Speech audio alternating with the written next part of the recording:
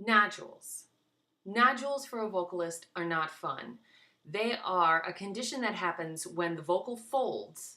Yes, I know you've heard chords for most of your life probably, but they're actually called folds.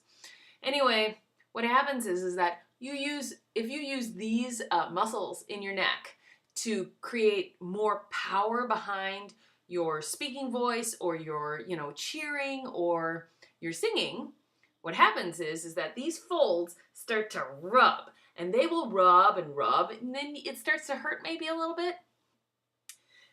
Over time, you keep doing this, you're going to create a callus, just like your feet have calluses from when you walk on them all the time. Well, this can cause such a callus as it will make like a little growth on your vocal cords or folds, and it will make sure that they won't vibrate the correct way, or they will like make a gap in the sound, which sounds like breathiness.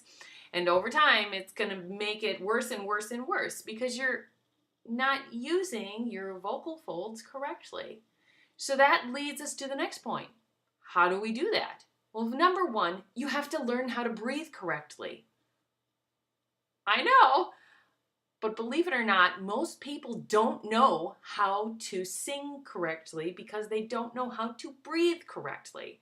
You see, we have given this wonderful thing called a diaphragm.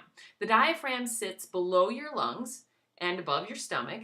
It is a small muscle that is shaped like an upside down bowl.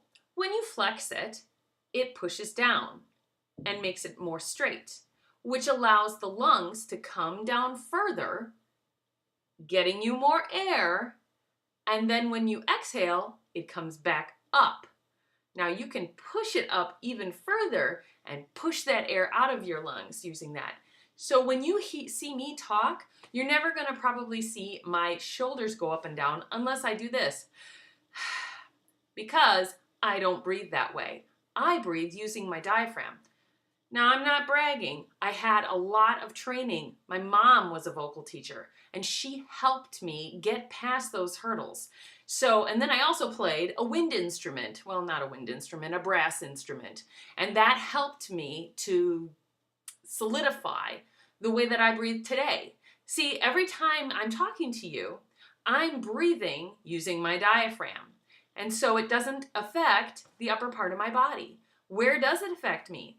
Down below. In fact, I have a really, really nice waist. Part of the reason for that is that that muscle keeps everything pretty toned down there.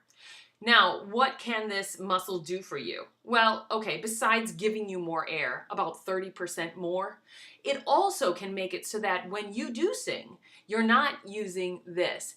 Tension is the worst thing a singer can have. Tension causes nodules and the rest of the vocal problems that you are probably going to experience. So your vocal cords, or folds as they're accurately called, need to have more of a relaxed state. The higher you go, we tend to tighten those muscles. Or if we want to be louder, we tend to want to tighten those muscles. That's exactly the opposite of what you want to do. What you really want to do is relax. The more you relax, the more everything is open and able to get out.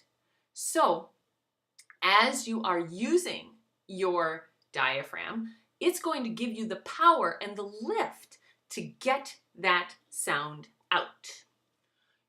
So how do you do that? Well, that you could probably find a million YouTube things about. What I'm really concerned about, though, is that I keep seeing people that get into these positions where they're the head of a band or whatever, and they're losing their voice left and right. They don't know how to sing correctly. And it really is hard to watch someone who doesn't know how to sing, because all I see are these popping out of their neck. It's important that you go get proper vocal training so you don't injure your instrument and yourself.